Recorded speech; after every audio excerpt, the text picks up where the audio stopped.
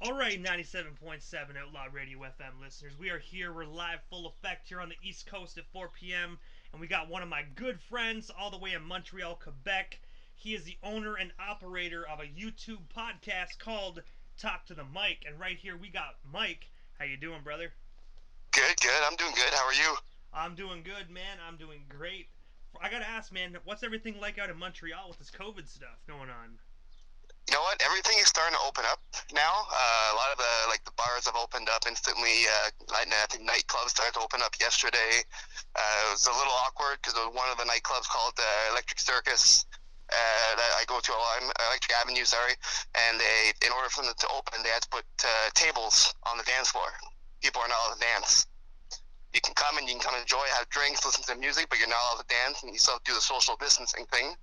But it's a little different going to a nightclub and sitting, but it's opening up slowly. I gotta say though, man, going to a nightclub and just sitting down, that's no fun. Majority of people go to a nightclub to meet some honeys, you know what I mean? So Exactly.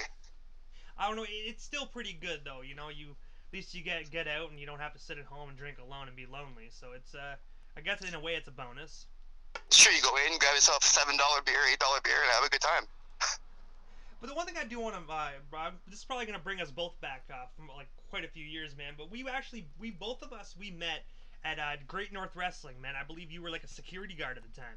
I have to ask Yeah, you, man, how did you get connected with GNW and Hannibal, and what was it like working security for that wrestling company?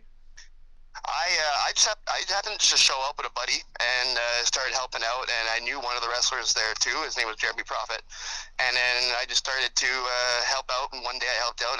Someone was being rowdy, kicked him out. Hannibal looked at me and said, "Can you start working for me for security?" So I said yes. So then started working security. Then one thing led to another, and then they needed some people to do security to take a couple of bumps here and there. And I was a little more in shape than everybody else, so I started taking the bumps, and I started taking like the little clotheslines or the power bomb PCO and stuff like that. And then just one thing led to another, and now I wrestle on top of my show. I have to ask you, man. Like, other than wrestling, well, what is it like actually being a wrestler? Actually, like aside from talk to the mic and aside from being a security guard, like, was it a different transition going from throwing people out of the venue to throwing people out of the ring? Yes, and it's a totally different person. Like I am when you meet me, you meet Mike, who's just me. Then you meet the wrestler, which is my last name Landry, which is a totally different person completely. And then you meet Talk to the Mike, who is the podcast person. None of the three people are the same, and everybody has. It's like having like the three faces of Foley or whatever. Like I have different personalities for everybody to keep them separated.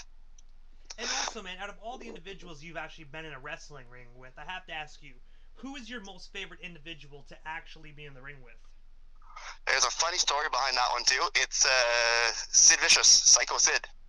So yeah, he came in for the show. You're supposed to do an event, and I wrestled him at the end of the show. I went outside and I played Pokemon Go.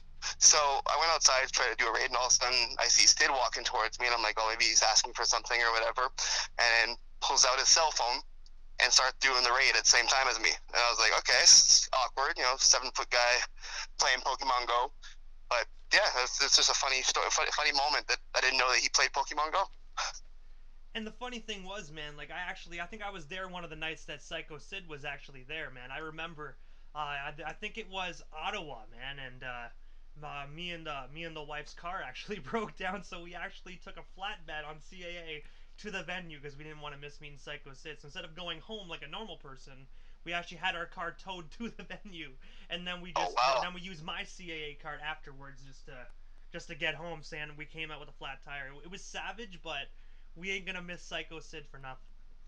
Exactly. 'Cause it was his. I think that was his farewell tour he was doing. So Yeah, so it's pretty much like that is your one and only opportunity. You miss it, well, you know, exactly. Plus, like I said, he's getting up in age too, right? So it's not like he's gonna do like yeah. I think he was doing one match a month or something like that for his retirement show, like different places. So And also, man, you were a member of the Aces and Eights Quebec. I have to ask you, what is it like? What is it like being part of such a prestigious stable? Because I do remember Aces and Eights; they were all over like, sorry, TNA wrestling back in the day. Yeah, that's true. I'm part of the ACN8 Quebec chapter. We are all over pretty much Montreal. Shout out to my boss, Darkash, and some of the other members like Jeremy Prophet, Mike Lyons, Ben Roberts. There's many of them. And yeah, I just joined the group, and it's been fun. We mostly do stuff from DCW, so shout out to Drummondville Championship Wrestling for that too. We're taking over that place very easily. And yeah, it's fun because it gets to, I don't know, because of the whole history with it. Because if you look at it from TNA, there's been like everybody's been at least a member of ACN8 at least once. Kind of like NWO. So for me it's fun.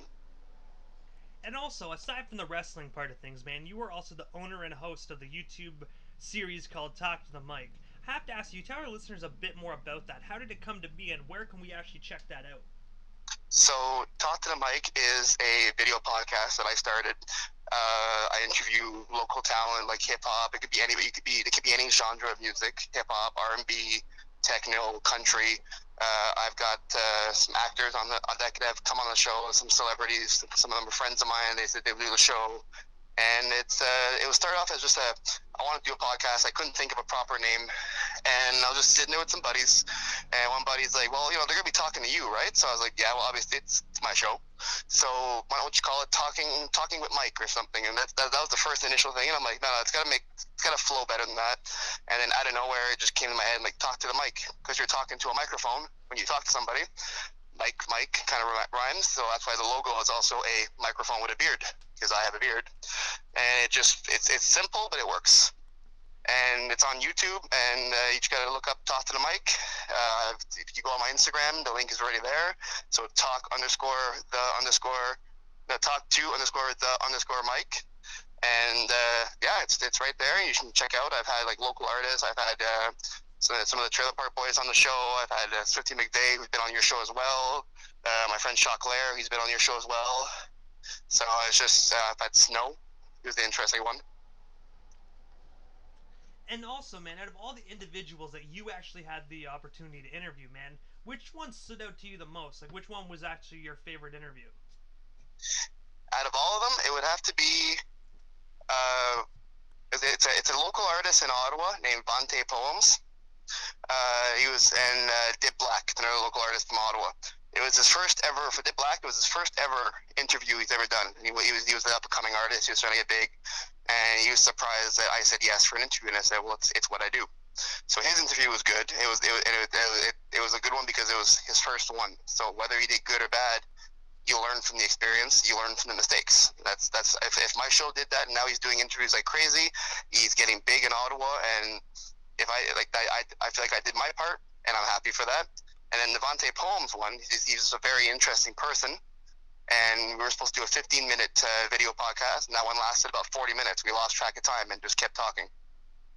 And that's a good ones, man. Like I always tell people, I've had interviews, man, that went from 5 minutes long. People that give me one-word answers to, if you ask one question, it lasts 30 minutes. Like I've had 2 hour long interviews, and the 2 hour long interviews they get tiring because there's so much to absorb. But at the end of the day, man, it's a good time no matter who you really have on.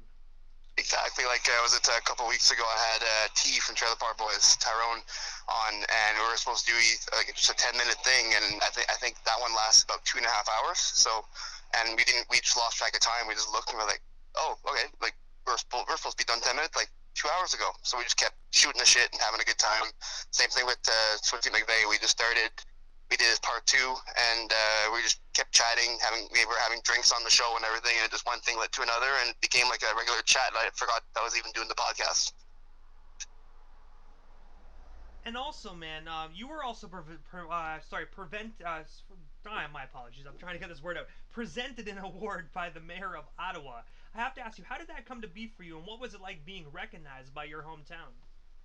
It was a shocker. It was cool because I wasn't expecting it, and then I was told, I got an email from the office of the mayor saying your show's been in business for 1 year. We're going to give you a plaque for it, and I'm like, okay. I'm like, how does he know about my show? And I used to do an event in Ottawa called ESAX, and he was part of the event a lot as well.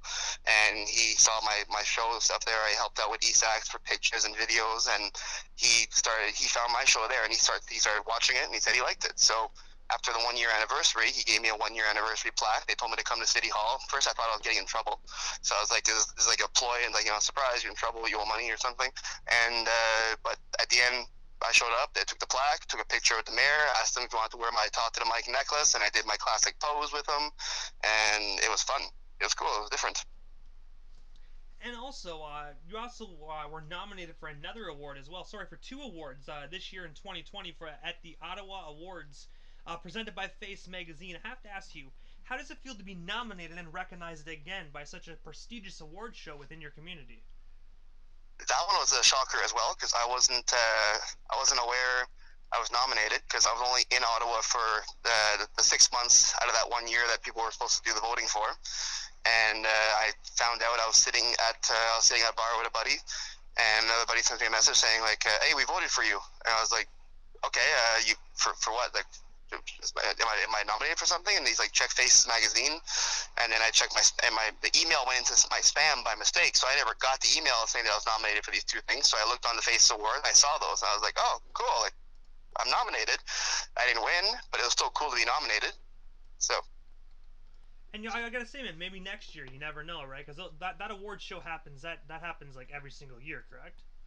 exactly, I think except for this year. I think this year they're not doing it on the count of everything being closed, and it's technically an event. So I don't think they're doing it this year. So I think it's going to be back in 2021. Will be for the 2020 2021 together or something like that.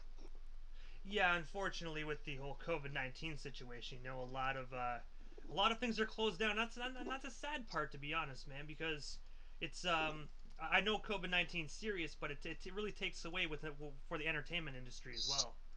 Oh yeah, because like I said, me and Montreal, on top of like the Talk to the Mic show for the podcast, I go to all the events. I'll get a call from like the promoter or from like from one of the artists saying, "Hey, can you come do pictures and videos for the event?" So on top of doing my show, I'm out there at every event doing everything. Like this year, there was a couple of big ones that got canceled, which was kind of disappointing. Blues Fest was canceled.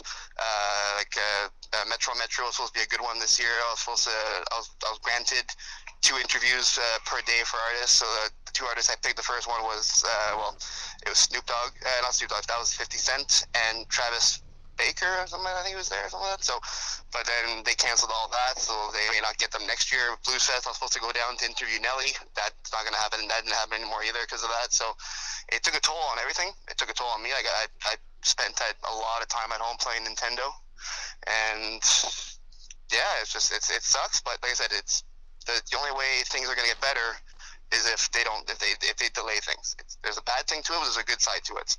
If they don't fix it, we won't have a 2021.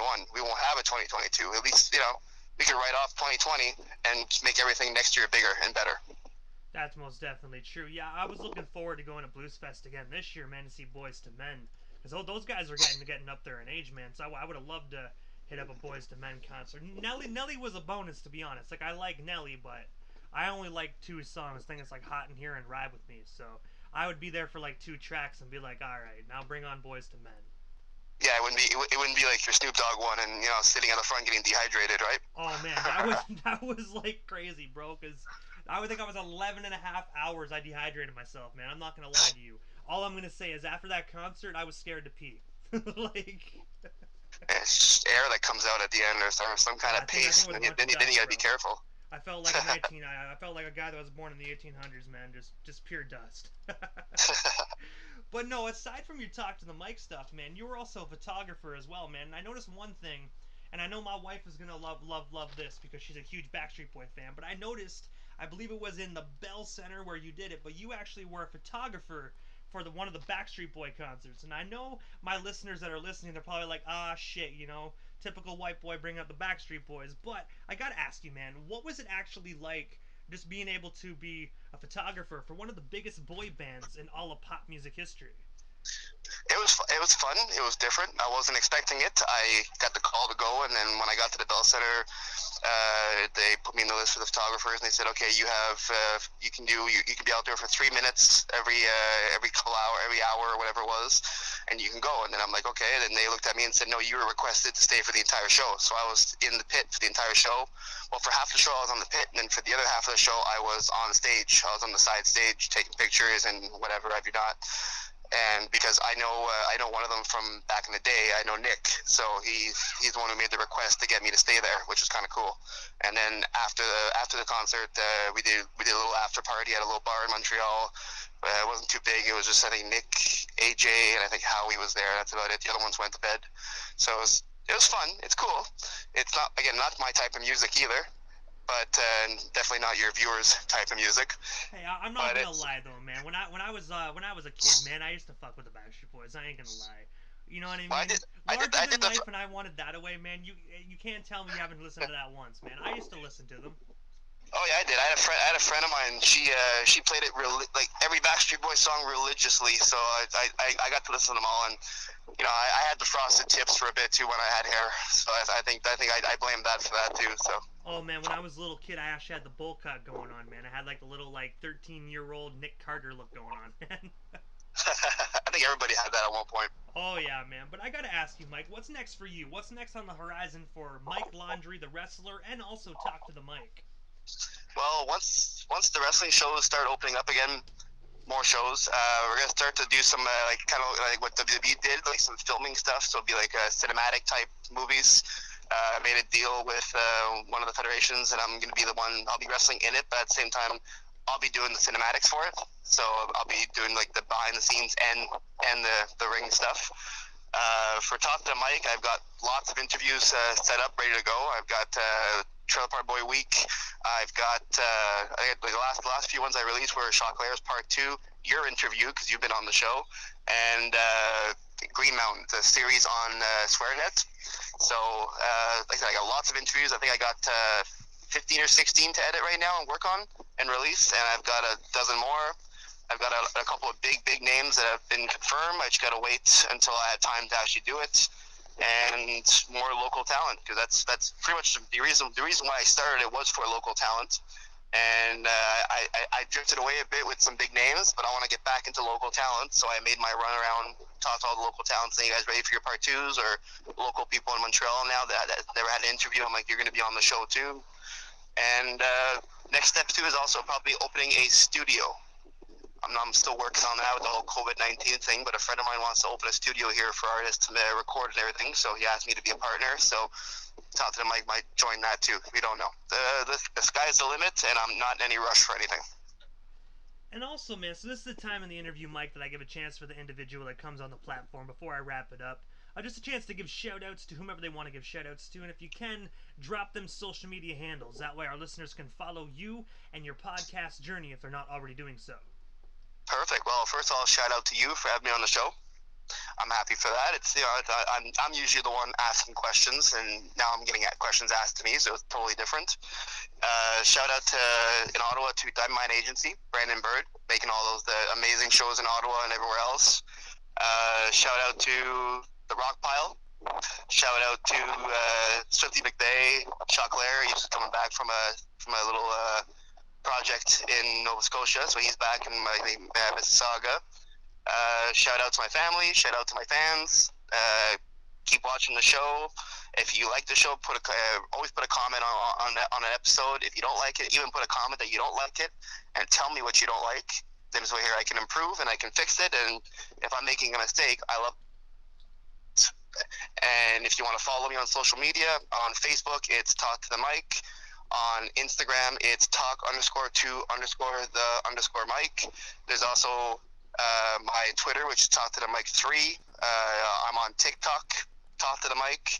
I'm on LinkedIn under Talk to the Mic. And if you want to follow me personally, I think I can still accept friends. Just Michael Landry on Facebook as well. I gotta say, Mike, thank you so much for coming up. Excuse me, on 97.7 Outlaw Radio FM. It was an absolute honor to have you on the radio station, brother. Enjoy that appearance that you're doing at that tattoo parlor, and we most definitely will talk soon, man. You already know my number, so hit me up. I'm always down to shoot the shit. Perfect. Thank you for having me on. It was fun. I enjoyed this. You're most certainly welcome, man. We'll most definitely talk soon, brother. Oh yeah. Take care.